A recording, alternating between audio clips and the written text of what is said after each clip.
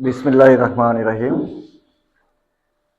চর্চা সাহিত্য আড্ডার ৫০০তম সাপ্তাহিক আসরের আজকের আমাদের মাঝে উপস্থিত আছেন মধ্যমণি, আমার অত্যন্ত শ্রদ্ধাভাজন ব্যক্তি জনাব মুদাচ্ছের হোসেন শফিক ভাই।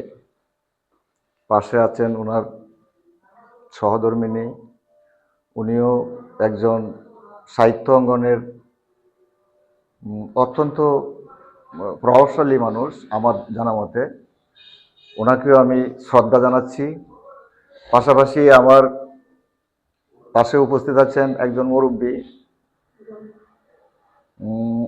বীর মুক্তিযোদ্ধা জনাব হিরু ভাই। আছেন আমার ছোট ভাই গোলাম মোস্তফা প্রিন্সিপাল। আছেন আমার ভাতিজা ভালোবাসার কবি তানভীর জাহান চৌধুরী। আছেন এই পাশে আমার বড় ভাই স্বপন ভাই। আছেন উপদেষ্টা মির্জা রফিকুল ইসলাম ভাই। আমার আরেকজন রাখালদা হারুন রশিদ সাহেব সহ এখানে যারা সাহিত্যপ্রেমী মানুষ উপস্থিত আছেন, সবার প্রতি আমার আন্তরিক শুভেচ্ছা ও অভিনন্দন।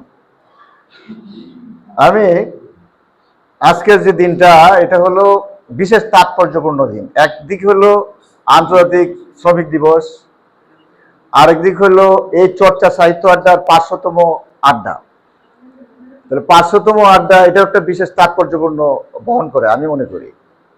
এই চর্চা সাহিত্য আড্ডার শুরু থেকে রহমান জীবন গুটিগত সাহিত্যপ্রেমী লোকদেরকে নিয়ে এই চর্চা শুরু করেন।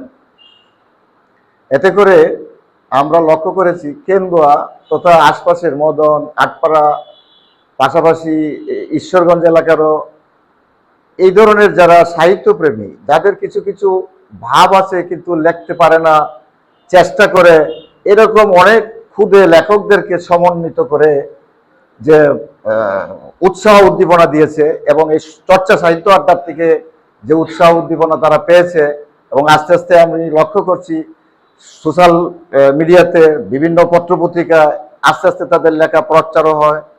এভাবেই আস্তে আস্তে সাহিত্যকর্ম সম্প্রসারিত হচ্ছে। তা আমরা বলতে গেলে কেন্দুয়া লোক ঐতিহ্যের ভাণ্ডার, এটা আমরা এক বাক্যে সবাই স্বীকার করি, এটা বলার অপেক্ষা রাখে না। আজকে আমরা খুবই আনন্দিত যে দুইজন গুণীজন এখানে আসছেন। আর আমার ছোট ভাই গোলাম মোস্তফা কোনোদিন এই আড্ডা আসে নাই, যদিও আমার খুব কাছের ছোট থেকে অতি তারে আমরা দেখছি, এমন তো সে অনেক বড় মাপের মানুষ, এটা আমাদের গর্ব।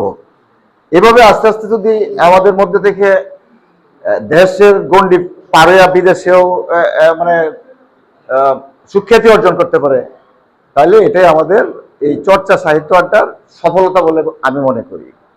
যাই হোক, পরিশেষে আমি সকলের সুস্বাস্থ্য কামনা করে এবং চর্চা সাহিত্য আড্ডার উত্তরোত্তর সমৃদ্ধি কামনা করে আমার সংক্ষিপ্ত কথা শেষ করছি। আল্লাহ হাফেজ, আসসালামু আলাইকুম।